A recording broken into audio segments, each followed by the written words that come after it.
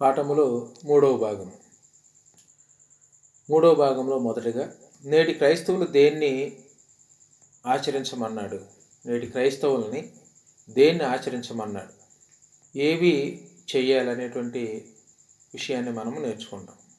రోమీలకు రాసిన పత్రిక 6వ అధ్యాయము 14వ వచనాన్ని మనం గమనించినప్పుడు, మీరు కృపకే గాని ధర్మశాస్త్రముకు లోనైన వారు కారు కనుక పాపము మీ మీద ప్రభుత్వము చేయదు అన్నాడు. కనుక నేటి క్రైస్తవులు అంటే క్రొత్త నిబంధన క్రైస్తవులు, క్రీస్తు రక్తము చేత విమోచింపబడినటువంటి వారు, మీరు కృపకే గాని ధర్మశాస్త్రములకు లోనైన వారు కారు అంటున్నాడు. అంటే క్రైస్తవులు దేనికి లోనైనటువంటి వారు అని అంటే కృపకు లోనైనటువంటి వారు అని ఇక్కడ మనం చూస్తూ ఉన్నాం. ధర్మశాస్త్రమునకు లోనైన వారి మీద పాపము ఏలుబడి చేస్తుంది, ఆజ్ఞను ఆధారం చేసుకొని. అంటే ధర్మశాస్త్రానికి లోనైనటువంటి వారి మీద పాపం ఏం చేస్తుందంటే ప్రభుత్వం చేస్తుంది, అది ఆజ్ఞను ఆధారం చేసుకొని. అంటే క్రైస్తవులు కృపకు చెందిన వారే కానీ ధర్మశాస్త్రానికి చెందిన వారు కారనేటువంటి సత్యాన్ని ఇక్కడ మనము గమనించాలి. క్రైస్తవులు కృపకు చెందినవారు, ధర్మశాస్త్రానికి చెందినవారు కారు. కనుక ఈ యూదులు కూడా క్రొత్త నిబంధన ఇవ్వబడిన తర్వాత ధర్మశాస్త్రాన్ని దేవుడు తీసేసిన తర్వాత అందరూ కూడా క్రొత్త నిబంధనలోకి రావాలి. క్రీస్తు సువార్తను విని ఎవడైనా క్రొత్త నిబంధనలోకి వచ్చినప్పుడు అతడు దేవుని బిడ్డగా కొనసాగగలుగుతాడు. ఇక రెండవదిగా ఏమంటూ ఉన్నాడని అంటే, ఆదివారమున కూడుకోవటానికి క్రైస్తవులకు ఇవ్వబడింది. ఆదివారమున కూడుకోవటానికి క్రైస్తవులకు ఇవ్వబడింది. అపోస్తుల కార్యంలో 20వ అధ్యాయము 7వ వచనాన్ని మనం గమనించినప్పుడు, రొట్టె విరవడానికి ఆదివారమున మేము రొట్టె విరుచుటకు కూడినప్పుడు పౌలు మరనాడు వెలనై ఉండే వారితో ప్రసంగించుచు అర్ధరాత్రి వరకు విస్తరించి మాట్లాడుచుండెను అంటాడు. అంటే ఆదివారం రొట్టె విరవటానికి కూడినప్పుడు పౌలు మరనాడు వెలనై ఉండే, అంటే క్రైస్తవులకు ఇవ్వబడినటువంటి దినం ఏంటి? క్రైస్తవులు దేన్ని ఆచరించాలి అని అంటే ఆదివారమును ఆచరించాలి. ఆదివారము క్రైస్తవులకు ఇవ్వబడింది. కనుక అపోస్తులైనటువంటి పౌలు అపోస్తులందరూ కూడా వారు ఆదివారము రొట్టె విరవడానికి కూడుకున్నారనేటువంటి విషయాన్ని ఇక్కడ మనము చూస్తూ ఉన్నాం. అంటే క్రైస్తవులకి ఆరాధన దినం ఆదివారమే కానీ శనివారం కాదు. ఎందుకంటే ఆ రోజున యేసు ప్రభు మరణాన్ని జయించి లేచాడు, క్రొత్త యుగం ఉదయింపజేశాడు. ఆదివారం అనేది అది క్రైస్తవులకు ఇవ్వబడినటువంటి దినం. ఆ రోజున యేసు ప్రభు మరణాన్ని జయించి లేచాడు, క్రొత్త నిబంధన యుగం అనేది ఉదయింపజేశాడు అనమాట. అంటే క్రైస్తవులు ఆదివారము దేవుణ్ణి ఆరాధించడానికి బద్ధులై ఉన్నారు. ఆదివారం అనేటువంటిది క్రైస్తవులకు ఇవ్వబడినటువంటి అది దినం. అంతేగాని ధర్మశాస్త్ర సంబంధమైనటువంటి వాటిని ఆచరించడానికి క్రైస్తవులు లేరు. కనుక క్రైస్తవులకి ఏదైతే ఇవ్వబడిందో, ఏదైతే చేయమని చెప్పాడో వాటిని మాత్రమే ఆచరించాలి కానీ చెప్పని వాటిని ఆచరించడానికి క్రైస్తవులు చేయకూడదు. అది ఏమవుతుంది అని అంటే అది ఆజ్ఞాతిక్రమమే పాపము, అది ఆజ్ఞను అతిక్రమించినటువంటి వారు అవుతారు. ఇక మూడవదిగా ఆదివారమున చందా అని చెప్తూ ఉన్నాడు.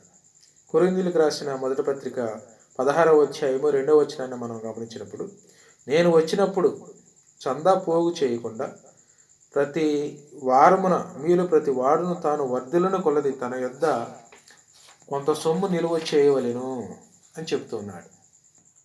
ఆదివారంలో చందా మీరు ఇవ్వాలి. ఎప్పుడు అని అంటే అది ఆరాధనలో అనేటువంటిది మనం చూస్తాం. క్రీస్తు మరణించి సజీవంగా లేచిన కొద్ది కాలానికి విశ్వాసులు యూదులు విశ్రాంతి దినమైన శనివారం నాడు గాక ఆదివారం నాడు ఆరాధనకు సమకూడారని దీన్ని బట్టి మనం అర్థం చేసుకోవాలి. యేసు ప్రభు వారు మరణించి సజీవంగా లేచిన కొద్ది కాలానికి యూదులు విశ్రాంతి దినమైన శనివారం నాడు కాక ఆదివారం నాడు ఆరాధనకు సమకూడారు అనేటువంటి దాన్ని ఇక్కడ ఆదివారమున చందా వసూలు చేయడం అనేటువంటి దాన్ని బట్టి మనం గ్రహించాలి. అంటే క్రైస్తవులకు ఇవ్వబడినటువంటి దినం ఏమిటి అంటే ఆదివారం, ఇశ్రాయేలీయులకు ఇవ్వబడినటువంటి దినము శనివారం. కనుక మనము దేని కింద ఉన్నాము ఈనాడు అని అంటే క్రొత్త నిబంధన కింద ఉన్నాము, కానీ ధర్మశాస్త్రం కింద లేము. కనుక ధర్మశాస్త్రము కింద లేము అని అంటే ధర్మశాస్త్రములో ఇవ్వబడినటువంటి వాటన్నిటిని మనం ఆచరించడానికి బద్ధులము కాము. కనుక మరి నేటి దినాల్లో ఉన్నటువంటి క్రైస్తవులు వేటిని ఆచరించమని చెప్తూ ఉన్నాడు అని అంటే క్రైస్తవులకు ఇవ్వబడినటువంటి ప్రాముఖ్యమైనటువంటి రోజు ఏదో దాన్ని తెలియజేస్తూ ఉన్నాడు. ఇక నాలుగోదిగా మనం గమనించినట్లయితే ప్రభు దినము ఆదివారం. ప్రకటన గ్రంథము 1వ అధ్యాయము 10వ వచనాన్ని మనం గమనించినప్పుడు ప్రభు దినమందు ఆత్మవశుడనై ఉండగా బోరధ్వని వంటి గొప్ప స్వరము అంటాడు. చూడండి, ఇక్కడ మనము ప్రభు దినం అంటే ఏ రోజని గ్రహించమని దేవుని యొక్క వాక్యం తెలియజేస్తూ ఉందని అంటే ప్రభు దినం అంటే వారానికి మొదటి దినమైన ఆదివారం నాడు యేసు మరణించి లేచిన దినం అని అర్థం.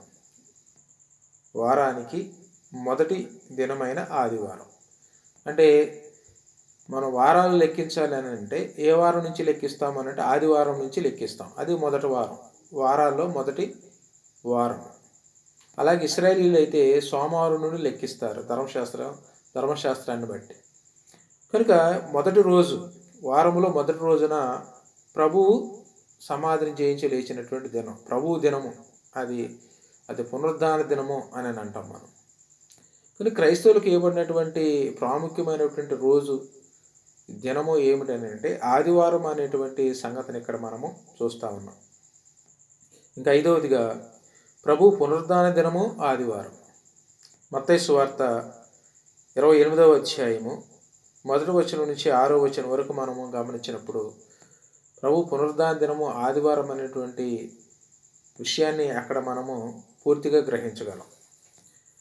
ఇక్కడ లేఖనాన్ని మనం చదువుకున్నప్పుడు విశ్రాంతి దినము గడిచిపోయిన తరువాత ఆదివారమును తెల్లవారుచుండగా మగ్దలేని మరియు వేరొక మరియు సమాధిని చూడ వచ్చిరి అంటాడు. విశ్రాంతి దినం గడిచిపోయిన తర్వాత ఆదివారము ప్రభువు సమాధిని అలాగే మరణాన్ని జయించి తిరిగి లేచినటువంటి దినము ఆదివారం. కనుక క్రైస్తవులకు ఇవ్వబడినటువంటి దినము ఏమిటి అని అంటే ఆదివారము.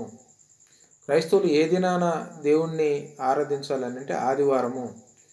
కనుక విశ్రాంతి తీసుకోవడానికి ఎన్నో రోజులు ఉన్నాయి, ఎన్నో దినాలు ఉన్నాయి, కానీ అవన్నీ ఆరాధనకు యోగ్యమైనటువంటి ఆ దినాల్లో దేవుడు ఆరాధించమన్నాడు అని అంటే అది చెప్పలేదు. కనుక ఎప్పుడు అని అంటే ప్రభువు పునరుద్ధానుడే లేచినటువంటి దినము, క్రొత్త నిబంధన ఆరంభమైనటువంటి రోజు. కనుక అది ఇశ్రాయేలీయులకి క్రైస్తవులకి ఇవ్వబడినటువంటి దినం అన్నమాట. కనుక అందుకని పౌలు కూడా ఏమన్నాడు అని అంటే అపోస్తల కార్యం 20వ అధ్యాయం ఆదివారం మేము రొట్టె విరుచుకు కూడినప్పుడు అన్నాడు. అంటే ఆదిమ సంఘము ఏ రోజు కూడుకుందని అంటే ఆదివారం కూడుకున్నారు. వారు చందా ఎప్పుడు పట్టారు అని అంటే ఆదివారం పట్టారు. కనుక క్రైస్తవులకు ఇవ్వబడినటువంటి దినం ఏమిటని అంటే ఆదివారం అనేటువంటిది క్రైస్తవులకు ఇవ్వబడినటువంటి దినము కానీ మరొకటి కాదు. కనుక నేటి క్రైస్తవులు మనం చూస్తూ ఉన్నప్పుడు క్రిస్టమస్ అని, నూతన సంవత్సరం అని ఇవన్నీ చేస్తూ ఉన్నారు. కనుక వీటిని చేయమని లేఖనము తెలియజేస్తూ ఉందా, దేవుడు తెలియజేస్తున్నాడా అని అంటే లేఖనం దాన్ని తెలియచేయట్లేదు, అపోస్తులు దాన్ని తెలియచేయట్లేదు. కనుక మనం క్రొత్త నిబంధన కానించి ప్రకటన గ్రంథం వరకు కూడా చదువుకున్నప్పుడు అపోస్తులు కానీ యేసుప్రభు కానీ ఎక్కడ తన పుట్టినరోజు జరుపుకున్నటువంటి దాఖలాలు కనపడవు. మరి ఎందుకు నేటి కాలంలో క్రైస్తవులు వీటిని ఆచరిస్తూ ఉన్నారని అంటే లోకంలోకి అబద్ధ బోధ వచ్చేసింది. కనుక క్రీస్తునందు ధర్మశాస్త్రం కొట్టివేయబడిందని వారు గ్రహించకుండానట్లు వారి మనోనేత్రాలకు అపవాది ఏం చేశాడు, గుడ్డితనం కలగజేశాడు అని అంటాడు. సత్యాన్ని తెలుసుకోకుండా, సత్యాన్ని గ్రహించకుండా వాడు ఆత్మ సంబంధమైనటువంటి నేత్రాలకి అపవాది, యుగ సంబంధమైన దేవత అయినటువంటి అపవాది ఏం చేసి గుడ్డితనం కలగజేశాడు, వాళ్ళ హృదయాల మీద ముసుగుంచాడని అని అంటాడు. కనుక ఆ ముసుగు తొలగిపోయేంత వరకు కూడా పాత నిబంధన కొట్టివేయబడింది అనేటువంటి విషయాన్ని గ్రహించరు. కనుక క్రైస్తవుల్ని ఏది చేయమన్నాడో అది చేయటం వదిలేసి ఏదైతే వద్దని చెప్పాడో వాటిని ఆచరిస్తూ ఉన్నారు. కనుక రొట్టె అనేది ఎప్పుడు తీసుకోవాలని అంటే ప్రతి ఆదివారము ప్రభువుని జ్ఞాపకం చేసుకుని, ఇది నన్ను జ్ఞాపకం చేసుకోవడానికి మీరు చేయండి అని అంటాడు. 1 కొరింథీ పత్రిక 11వ అధ్యాయం 23వ వచనంలో 23వ వచనం కానించి మనం చదువుకుంటూ ఉన్నప్పుడు ప్రభు శరీరానికి రక్తానికి సాదృశ్యంగా వేయబడినటువంటి ఆ రొట్టె ద్రాక్ష రసం అనేటువంటిది ప్రతి ప్రభు దినము వాటిని ఆచరించాలి. వాటిని ఆచరించటం మూలంగా ఆయన మనం జ్ఞాపకం చేసుకుంటూ ఉన్నాము. యేసుప్రభు లేకుండా దేవుని ఆరాధించలేము. ఏ క్రైస్తవుడు కూడా యేసుప్రభు లేకుండా దేవుని ఆరాధించలేడు. కనుక యేసుప్రభువుని ఎలా జ్ఞాపకం చేసుకుంటూ ఉన్నాను అంటే ఆయన శరీరానికి రక్తానికి సాదృశ్యమైనటువంటి ఈ రొట్టె ద్రాక్ష రసం మూలంగానే ఆయన ఇచ్చినటువంటి ఆజ్ఞను మనము అనుసరిస్తూ యేసుప్రభు వారిని జ్ఞాపకం చేసుకుంటూ ఉన్నాము. యేసుప్రభు వారితో కలిసి మనం దేవుని ఆరాధిస్తూ ఉన్నాం.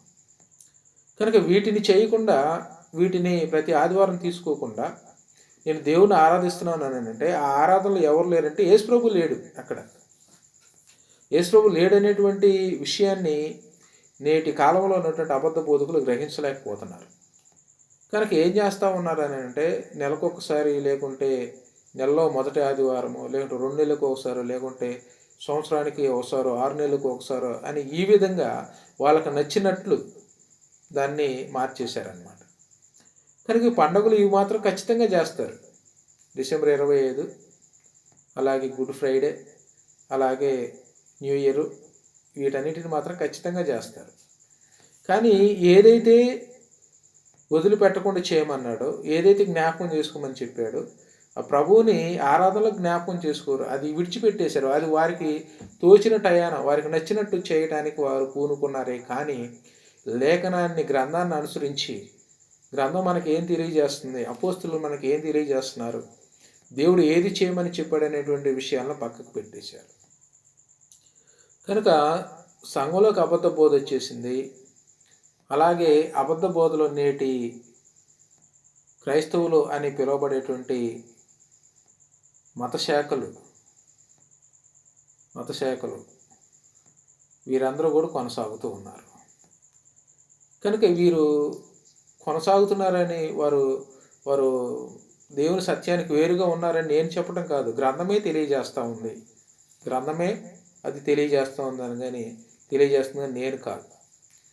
కనుక నేడు క్రైస్తవులందరూ కూడా దేన్ని గ్రహించాలని అంటే బైబిల్ను చదవాలి. బైబిల్లో వారు చెప్తున్నటువంటి విషయాలు ఆ విధంగా ఉన్నాయో లేవనేటువంటి సత్యాన్ని గ్రహించాలి. కనుక ఏం చేస్తూ ఉన్నారు అని అంటే యేసుప్రభు పుట్టినరోజు అని చెప్పేసి అని డాన్సులు వేస్తున్నారు, అలాగే కోలాటాలు వేస్తూ ఉన్నారు, స్టార్లు పెడతా ఉన్నారు. ఈ విధంగా లోక సంబంధమైనటువంటి ఆచారాల అలవాట్లతో వారి యొక్క జీవితాన్ని కొనసాగిస్తూ ఉన్నారు. కనుక దేవుడు ఏదైతే చెప్తున్నాడో, తన అపోస్తుల చేత ఏది ఆజ్ఞాపిస్తున్నాడు అనేటువంటిది విడిచిపెట్టేశారు. కనుక ఏమి కావాలి అని అంటే వాళ్ళకి ఆనందాన్ని కలిగించేది ఏదైతే అవసరమో, ఏదైతే కావాలో దాన్నే అనుసరిస్తూ ఉన్నారు. కానీ దేవుడు చెప్పిన దాన్ని పక్కన పెట్టేశారు నేటి క్రైస్తవులు అని పిలువబడేటువంటి వారు. కనుక వారు ఎవరికి చెందినవారు అని గ్రంథం తెలియజేస్తా ఉందంటే దేవుడు చెప్పిన విధంగా నడుచుకునేటువంటి వారే దేవునికి చెందినవారు. తమ ఇష్టం చొప్పున నడుచుకునేటువంటి వారు తమను తాము సంతోష పెట్టుకోవడానికి చేసేటువంటి కార్యక్రమాలు అవి. కనుక 3వ భాగంలో మనం ఎన్ని విషయాలు గమనించామని అంటే క్రైస్తవులు దేన్ని ఆచరించమన్నాడు, ఏది ఆచరించాలి అని అంటే క్రైస్తవులు ఏమన్నాడు అనంటే మీరు కృపకు దాసులు, మీరు ధర్మశాస్త్రాన్ని కాదు అని తెలియజేస్తూ ఉన్నాడు. అలాగే రెండవదిగా ఆదివారమున కూడుకోండి అని అన్నాడు. ఆదిమ సంఘం కూడా ఆదివారమున కూడుకున్నట్లుగా మనము అపోస్తుల కార్యము 20వ అధ్యాయం 7వ వచనంలో మనం తెలుసుకున్నాం. అలాగే మూడవదిగా ఆదివారమున చందా అనేటువంటి విషయం. ఆదివారం చందా అనేటువంటి విషయం మనం గమనించినప్పుడు ఆదిమ సంఘం ఆదివారమే కూడుకుంది, ఆదివారమే వారు చందా అనేటువంటిది వసూలు చేశారనేటువంటి విషయాన్ని మనం గమనించాం. కనుక అలాగనే నాలుగవదిగా ప్రభు దినము ఆదివారముగా చెప్పబడింది ప్రకటన గ్రంథము 1వ అధ్యాయం 10వ వచనంలో. అలాగే ఐదవదిగా ప్రభు పునరుద్ధాన దినము ఆదివారం మత్తయి సువార్తలో మనము చూస్తాం ఆ మాట 1వ వచనం నుంచి 6వ వచనం వరకు. అంటే క్రైస్తవులకు ఇవ్వబడినటువంటి రోజు ఏది అని అంటే ఆదివారము. క్రైస్తవులు ఆచరించవలసింది ఏమిటనంటే ఆదివారము. అంతేగాని నేను నా ఇష్టం వచ్చినట్టు చేస్తాను అని అంటే దేవునికి నీకు ఏ విధమైనటువంటి సంబంధం అనేది ఉండదు. కనుక ఇక్కడ దేవుడు ఏదైతే ఆచరించమని చెప్తూ ఉన్నాడో దాన్ని మనము బద్దులమై ఉన్నామనేటువంటి విషయాన్ని మనం గమనించాలి. కనుక ఇక ముగింపుగా నేటి క్రైస్తవులందరూ ప్రభు దినమైనటువంటి ఆదివారమున మాత్రమే కూడి దేవుని ఆరాధించాలి, పండుగలు సంవత్సరాలు కాదు. అంటే ఏదైతే చెప్పాడో దాన్నే ఆచరించాలి, కానీ పండుగలు సంవత్సరాలు మాత్రము కాదనేటువంటి విషయాన్ని మనందరూ కూడా గ్రహించి మన విశ్వాస సంబంధమైనటువంటి జీవితంలో లేఖనాలను అనుసరించి మనము దేవుణ్ణి ఆరాధించాలని తెలియజేస్తూ ఈ యొక్క వాక్యాన్ని ముగిస్తూ ఉన్నాను. దేవుని చిత్తమైతే మరొక కొత్త అంశంతో మనం కలుసుకునేంత వరకు దేవుని కృప మనందరికీ తోడైనను గాక. విన్న మీ అందరికీ నా వందనాలు.